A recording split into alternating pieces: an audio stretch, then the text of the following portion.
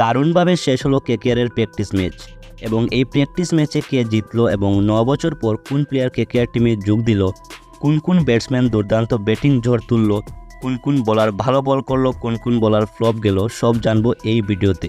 তো বন্ধুরা, ভিডিওটি স্কিপ না করে সম্পূর্ণ দেখো এবং কেকেআরের ডাইহার্ড ফ্যান হলে ভিডিওটাকে করে দাও লাইক এবং ক্রিকেট ও কেকেআর সংক্রান্ত আপডেট নিউজ পেতে চ্যানেলটিকে করে দাও সাবস্ক্রাইব।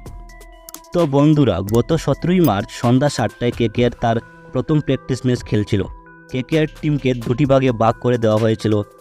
1 নম্বরে ছিল কেকেআর গোল্ড, 2 নম্বর কেকেআর পার্পল। এবং কেকেআর গোল্ডে ছিল ফিল সল্ট, মনীষ পান্ডে, নীতিশ রানার মতো প্লেয়ার।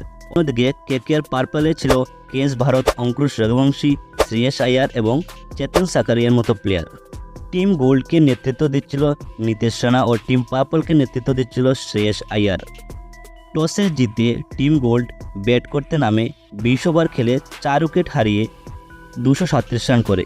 টিম গোল্ডের হয়ে wicket keeper batsman Phil Salt মারাত্মকভাবে 41 বলে 74 রানে ব্যাটিং করে এবং নট আউট থাকেন, যেখানে তিনি 60টি ছক্কা মারেন এবং নীতিশ রানা মাত্র 30 বলে 50 রান ঠুকে দেন এবং 4টি ছক্কা হাঁকান এবং রিঙ্কু সিং 16 বলে 37 রান করে এবং কেকেআরের স্কোর দাঁড়ায় 237 রান এবং টিম পার্পল 237 রানের বড় টার্গেট ভাঙতে গিয়ে 232 রান করতে পারে এবং টিম গোল্ড 5 রানে এই ম্যাচ জিতে যায়।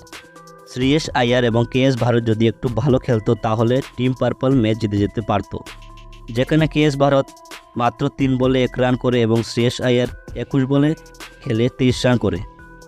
এই ম্যাচে শ্রেয়স আয়ার এবং কেএস ভারত ফ্লপ যায়, কিন্তু নজর কাড়েন অঙ্কুশ রঘুবংশী। তিনি কেকেআরের নতুন ওপেনার, তিনি 27 বলে 48 রান করে, যেখানে টিম পার্পলের হয়ে মনীষ পান্ডে অসাধারণ অর্ধশত রান করে 24 বলে এবং শেষ মুহূর্তে যেখানে 10 বলে 35 রানের প্রয়োজন ছিল এবং রাসেল আউট হয়ে প্যাভিলিয়নে ফিরে গিয়েছিল, সেখানে রমনদীপ সিং, যাকে ভারতের রাসেল বলা হয়, সে 4 বলে 16 রান ঠুকে দেয়। তবে এই প্র্যাকটিস ম্যাচে বোলাররা অসংখ্য রান খায়। সুয়াস শর্মা থেকে শুরু করে হর্ষিত রানা 4 ওভার বল করে 60 রান দিয়ে দেয়। তবে এর মধ্যে কলকাতার বুকে এসে পৌঁছেছে মারাত্মক বোলার মিচেল স্টার্ক। তো দেখা যাক 23 তারিখের ম্যাচে কী হয়, যেখানে কেকেআর খেলবে সানরাইজার্স হায়দ্রাবাদের সঙ্গে।